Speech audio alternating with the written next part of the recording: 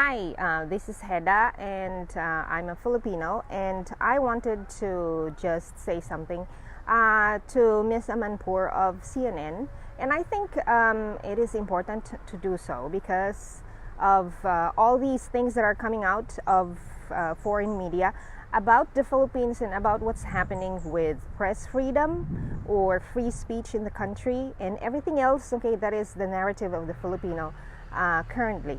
But before that, I think it is very important to say where I am coming from. So I have when Rappler came out as an online publication, I was really excited about it, and the reason for that is because I've always admired Maria Ressa for the way that she handled herself when she was working for foreign media. I think she worked for CNN, and I think she worked for BBC before that. So I was proud and admired her because she was a Filipina who is making it very well in the foreign media, and I felt like the Filipino was well represented because of the things that she was doing.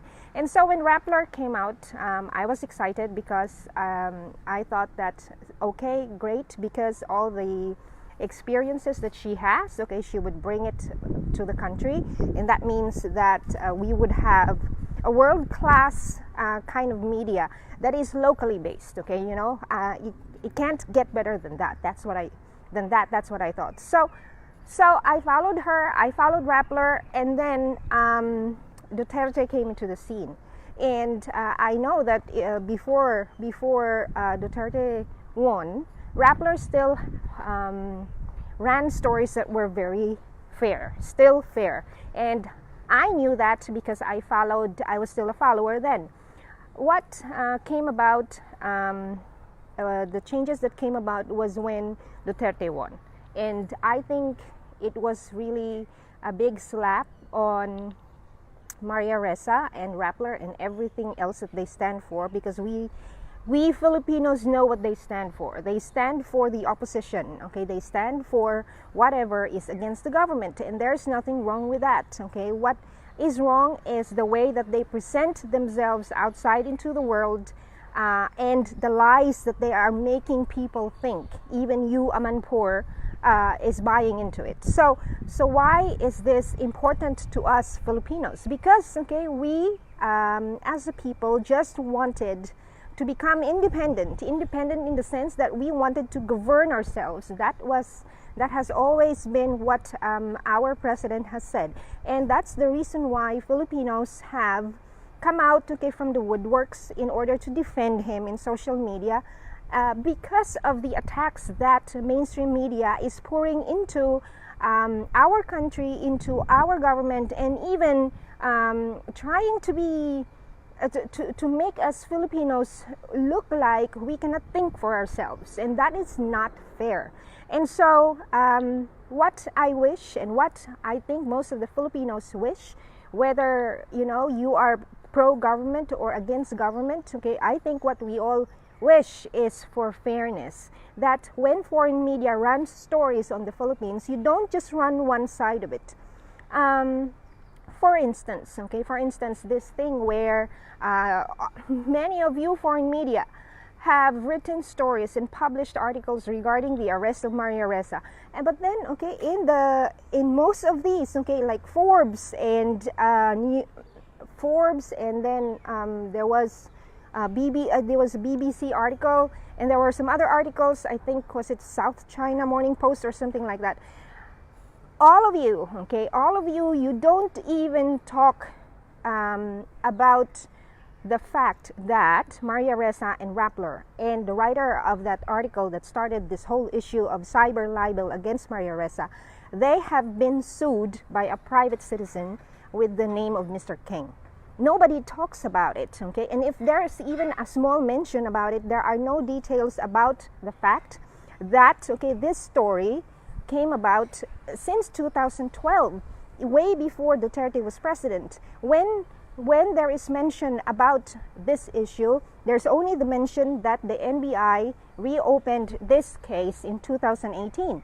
Why wouldn't they reopen a case because a private citizen has been making his bid, okay, in order to complain, in order to protest against this article. And he even said, okay, in one of his statements, that Rappler has said that they're going to take down this article because to him the article is maligning him and not, okay, making good on what his integrity appears to the whole world. And he is a private citizen and he has businesses. Of course, that impacts how he is seen by the people that he does business with. So Rappler has told, okay, from what I've read, Rappler has told him that they're going to take it down. It was never taken down. And then in 2014, it was even updated. And then, okay, who signed the Cyber Libel Act, okay, that was made into law? It was, okay, the previous government, not Duterte. Your articles in the foreign media, Ms. Amanpour, can you please tell all of your colleagues, try to be very factual and try to be fair about what you write. You just write about Maria Ressa as if, okay, she is being victimized. That, okay, speech, free speech or, okay, press freedom is not alive in the Philippines. Okay, look at them and look at her. All the local media is writing and is making headlines, okay, of her story.